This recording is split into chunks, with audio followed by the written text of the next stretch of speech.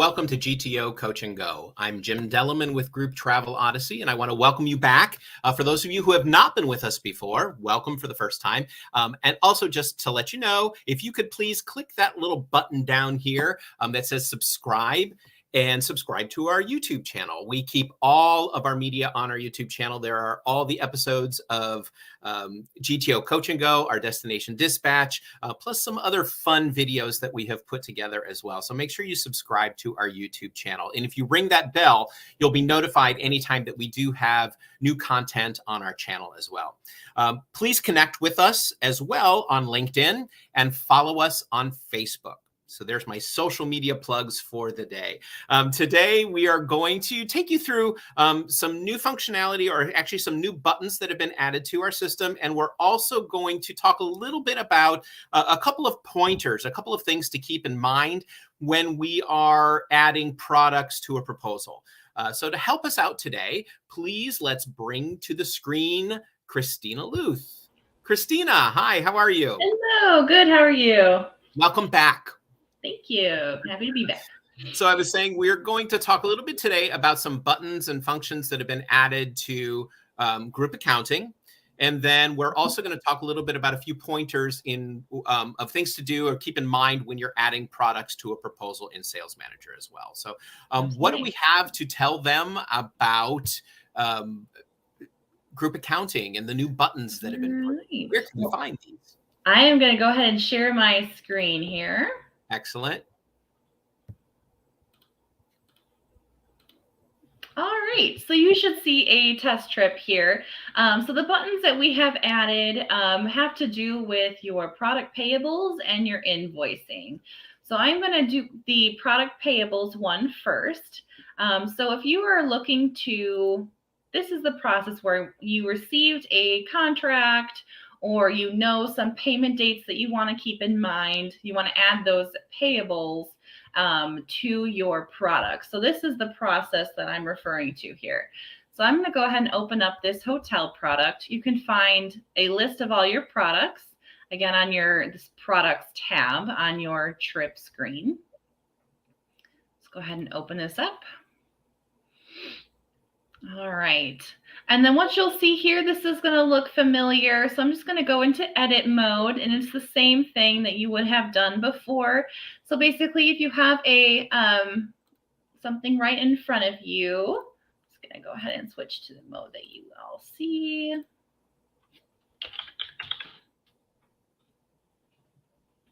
Okay. So what you'll see here is there is a place to put your contract in.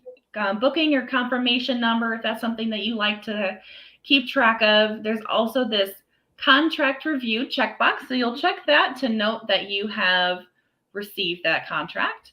And then also you're going to select your payment terms. So this is 1 to 6 installments. So we're going to just go ahead and say 2. And then this term schedule, you can pick actual dates or net days. Reminder, that is going to be a number of days out from your trip start date. So for example, if they say your deposit is due 120 days from your start, and then your final is due 30 days out. So that's what those net days mean. So then we're going to fill in the final will always be the remainder. So if we were to have 3, for instance, it's going to then allow it to show after those 2, but we'll just do deposit and final. So we'll say that the deposit is, we'll just make it 5,000. And as you can see, the final payment amount does decrease. And then this is the new process right here. So previously you had to save and then wait for those payable records to show up, which you might have noticed. Sometimes it's quick, sometimes it's slow. So in order to make our system work best for our users, we did respond to your feedback, and we created this button so it'll make it faster for you. So all you have to do is click it, to save and create, and then they will show up right there for you. So that's going to be the same thing as before. So now it has these records. Basically, what we did was we made this process faster for you and added this button right here. So that is the biggest difference. Instead of just clicking save and close, click this Save and Create Payable Records button, and they will show up for you. At that point, if you need to edit anything or add a payment, you can go right into this record, and then you can change the date due, you can change, and then you can also add this payment information here as well. So that is what we have updated with the products. All right, and then just to show you as well, in case you double click or maybe you change something, let's just go ahead and click that button again, just to show you what it will do is it will just create those records again. All you need to do is check the boxes next to the ones that you find are duplicates, click delete, yes, delete. And that's how you can just get rid of any of those duplicates. So every time you click the button, it will re-add them, just to keep that in mind. But you can easily just delete the duplicate. All right, so I am going to go back to the trip here and go through the changes that we've made to invoicing. So we did mention this briefly, but I figured it was worth saying again on a previous Coach and Go, a change that was made to whenever you're creating an invoice for something other than a final payment.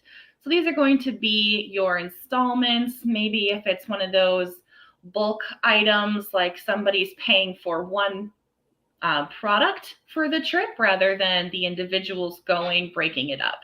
So when those cases happen, when you click Create Invoice,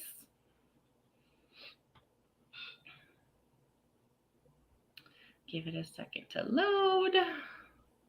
All right, and then what you'll see is once you click Create Invoice, it's actually pre-created this for you. So it's filled in your invoice date as today, the due date as the date of that receivable, which is a copy of what you did in Sales Manager when you created that proposal. It's also going to pull your company information set in your company profile. There is a way for you to edit that. Otherwise, if you need it changed, you can, if it's just for this trip, you can just edit it here. Otherwise, if you need it changed for all of them, you just let us know. You can put in a help desk request and we'll be happy to update that information for you. And then you can also select an invoice greeting here. Once you are happy with it, you then go through the same process of generate that invoice. So that's just a reminder of something that we did add for the installments. Now I'm going to show you the new thing. As you can see, a preview here. That's for your final. So we're going to go back to the trip. All right. So on your final payment, we're going to click Create Invoice. So the final is the only one that does not pre-fill in any invoice line items. And that's because from your feedback, we see that your final invoices are they vary. They're different from, trip to trip. You might even have to create a second one if they've changed something. So that's why they do not pre-fill. However, what you had done in the past is you had a drop down of things to select, and then you had to save and wait for it to load. So again, just like the last process, we were responding to your feedback about maybe being a little bit on the slow side. So we added these buttons to try to speed this process up for you. So what you'll now do instead of having to click that save is just click the button for whatever you want to add. So let's say I want to add package line items. I click that. Now it's going to go back to the screen from before. And you can see it's added all of these for me. And then let's say I want to add my complimentary items. Click that. And then there they appear. And then let's say that I have those additional option line items, which I will go through what those are in a moment. And then it adds those as well.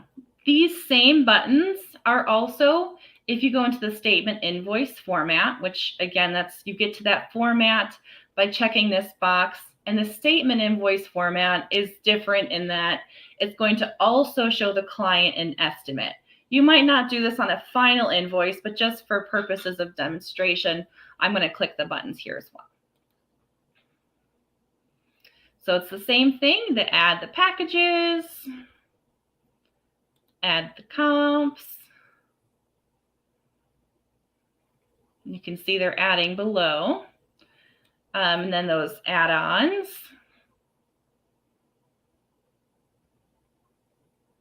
And then finally, putting in the schedule of receivable items. This is the one button that might take a little bit longer, especially depending on how many installments you have in your schedule. So you might need to refresh once or so until that's done. So I believe that it is done here, but we'll just refresh to double check. Yes, okay. So then what you can see that's different on the statement is that we have these receivables that list the due date. And then since we did receive a payment, you'll see that this is credited. And then it gives that estimated final total. So these are the statement invoices, better for when you're sending out something for maybe a percentage that's owed right now, but the client wants to know how much they owe by the end of the trip, or at least an estimate. So you might not use this section on a final invoice, but again, that's available for you on any of the other invoices as well. So I'm going to go ahead and just save and close here. All right. And once you save, you'll notice that you can now delete items. So let's say that this additional tickets charge, you didn't actually want that on here. You can check the box and you can delete it. Or if you accidentally click the button twice, which I'll do just to show you. So you can see now I have accidentally duplicated those complimentary ones. So we'll go ahead and click save quick. And then you can just delete the duplicates. So that's how you would add those on here. Same thing below. You can also delete items. And then in edit mode, you can also change the description, the quantities, anything that you want to make your invoice be exactly what you want to show to your client. All right, so I'm going to go back to the trip. And as I mentioned, I would show you where that information comes from. So on your trip page, you'll find this tab called Final Invoicing Details. So this is a page where there are formulas that are predicting your booking amounts before maybe you have one. So I'm going to go into edit mode here. All right. So these checkboxes you'll notice are the same from Sales Manager on your proposal, and you're just checking which packages you want to actually show to the client. You can see below it's adding those back in. And then you can also change what you want these quantities of each package to be. So you can override them here. If I don't override them, it's just going to put the estimate in. And the estimate is based on your trip type, whether it's student, adult, adult only, so on and so forth. It's just putting in a guess. Of course, on your invoice, you can put the actual or you can override it here. So that is where the button is getting its information from for packages and comps. And down here, you will see that this is where the information comes for those additional invoice charges. So you'll see like special packages. So that's something beyond what you've quoted out in your proposal. Complimentary package upgrades. Maybe you have a charge for if they wanted, let's say, a suite instead of a regular room. You might charge them for that. Any canceled individuals and what that amount per person might be. And then any additional tickets or meals maybe purchased outside of the trip package itself. So those are just options for you to fill in over here. Again, you can always just edit the invoice to be what you want it to be if you don't wish to keep track of it there. But if you do keep track of it, it just helps you on future invoices to not have to edit the invoice every time. So then I'll just show you once more. Now that I changed that a bit, I'm just going to go ahead and delete this here. I'm just going to add those line items again, and it's going to go back into that edit mode. Add each of these.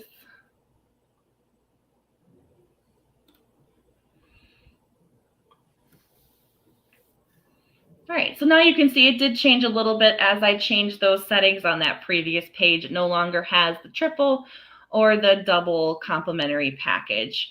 So that is how you would change those settings so you can make sure it's the same for each invoice. And that is the new feature. That's fantastic. I like that, you know, just with a couple pushes of a button, it's automating things a little bit more for you. So it's taking some of the time out that it normally, you know, save and close, go back to it, wait for it to load, and then continue from there. So it's just cutting out a couple of those steps, which we always try to do with whenever possible.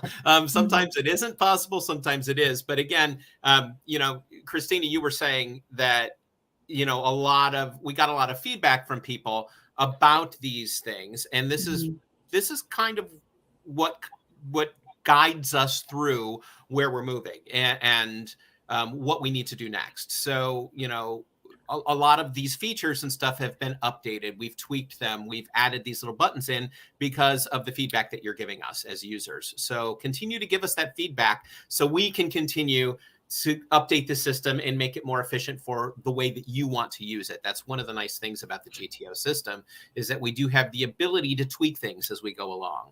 And we continually do that. And that's just a part of what you get as far as the service with the GTO system. So that's my little plug with that. So Christina, thank you for that.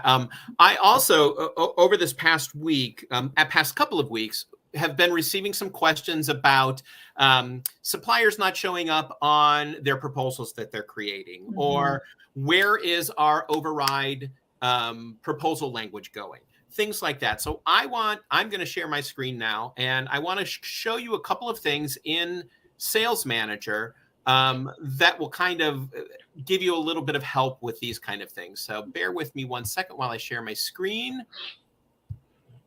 And okay, so what we're looking at right now is I have a test trip, and I'm in the trip.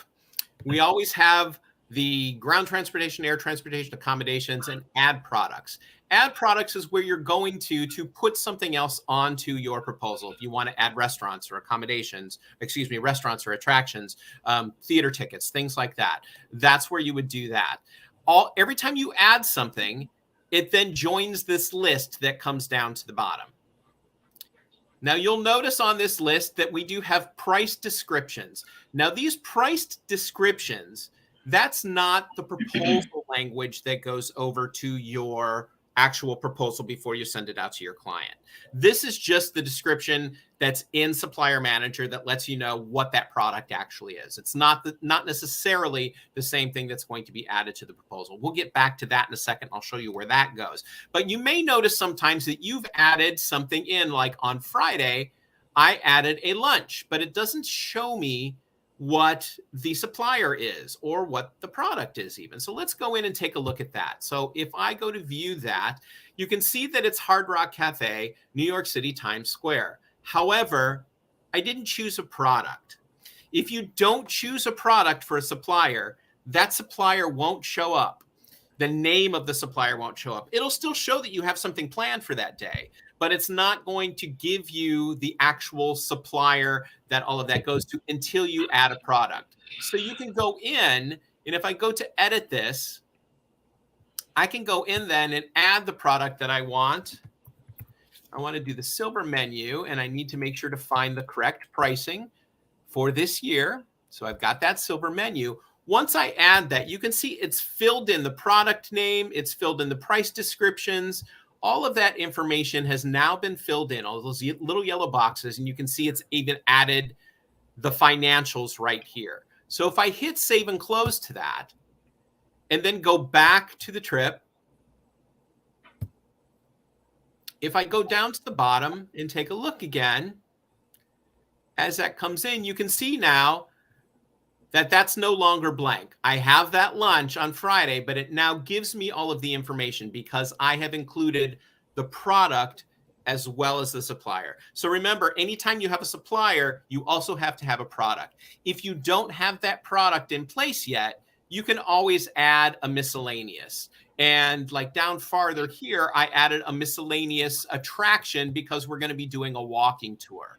So anytime, if I were to go into this one, anytime you're adding a miscellaneous, you start typing it into the supplier, and then a whole list of miscellaneouses will come up. This right now I have as a miscellaneous attraction, but let me show you real quickly. So you have miscellaneous attraction. Bear with me. And it is frozen for the second. Hold on one second.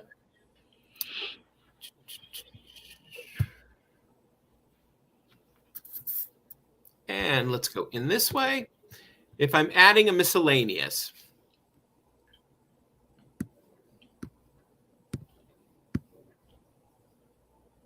okay. Well, this is interesting. I'm glad I did this.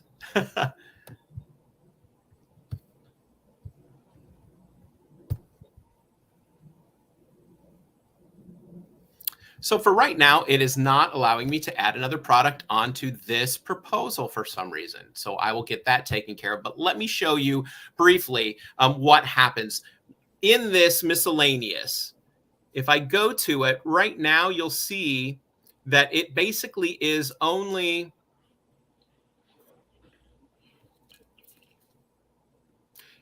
going to be giving me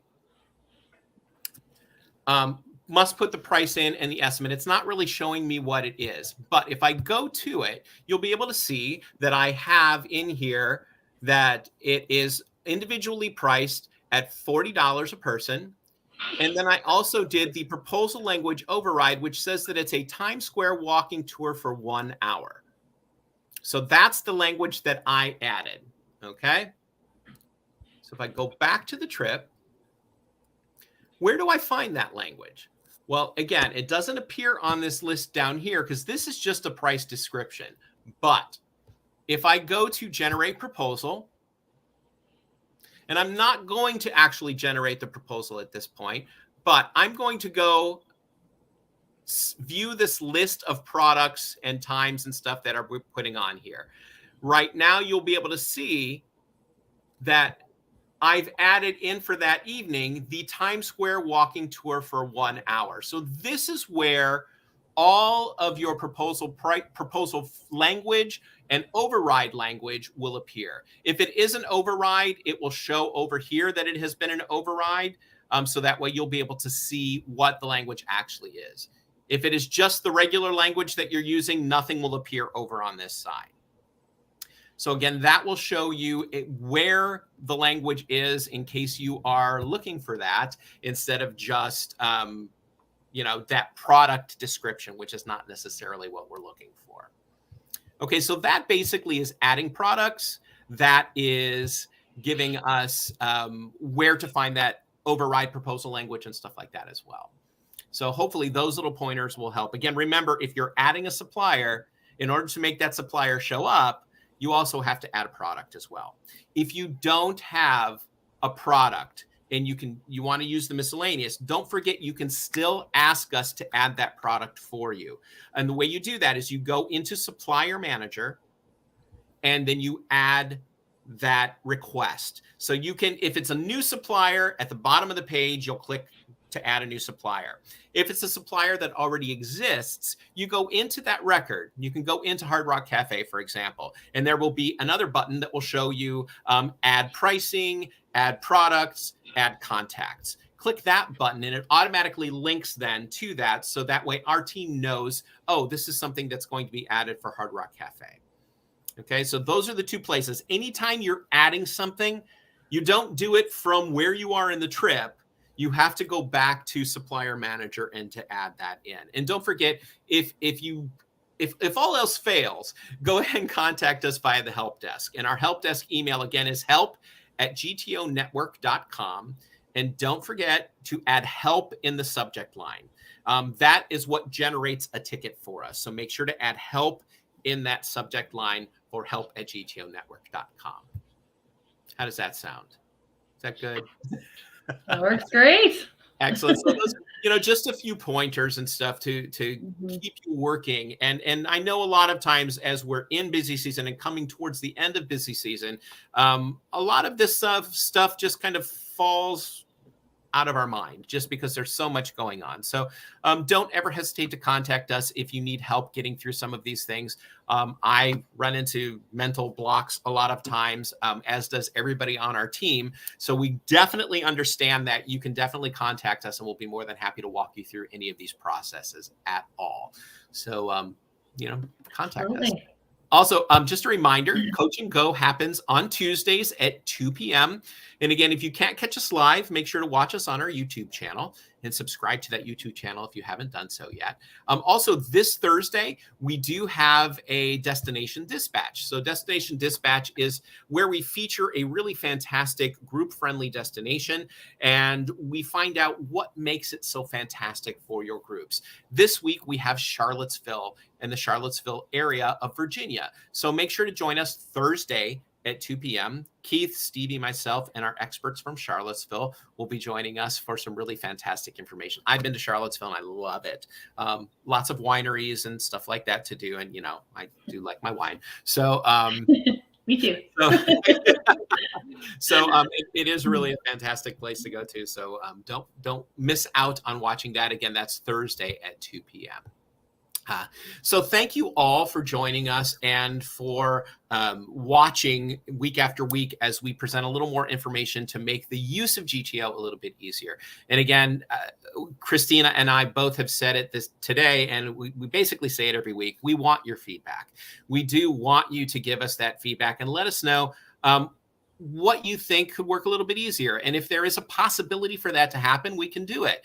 Some of the items that you guys bring up, we do add to our list of things to go through development, because there are some processes that are not just a matter of adding a button and, clicking a few things behind the scenes in order to make it work. So there are certain things that do have to go through the whole development cycle in order for it to be added to the GTO system.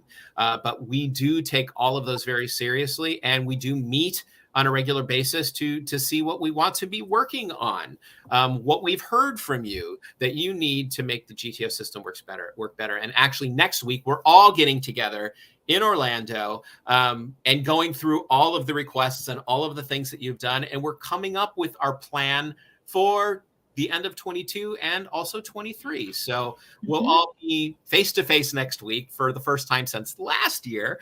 And we're going to be working on all of those processes and we'll have some more information in a few weeks for you on some exciting things that we have coming up. Absolutely. So, well, Christina, thank you once again for joining us today. And thanks for the information on group accounting. If any of you have questions for Christina, again, I have our email addresses here. I'm Jim at gtonetwork.com or Christina at gtonetwork.com. Don't hesitate to contact us. We'll be more than happy to meet with you, get on a Zoom call, do whatever we need to in order to make these things work better for you and to kind of help you understand what the functionality actually is. So again, Christina, thank you so much for joining. And I will talk to you this week, but I look forward to seeing you next week. Yeah, absolutely. See you soon. Thank you all, everybody. Have a fantastic day and a fantastic week. Take care. Bye. Thank you for watching this episode of GTO Coach and Go. We invite you to stay connected with Group Travel Odyssey on Facebook, YouTube, and LinkedIn, and be sure to check out more of our media, including Destination Dispatch and the Destinations Beyond Expectations podcast. Please visit our website, grouptravelodyssey.com, where you can learn more about GTO and request a demo. Group Travel Odyssey, business without boundaries.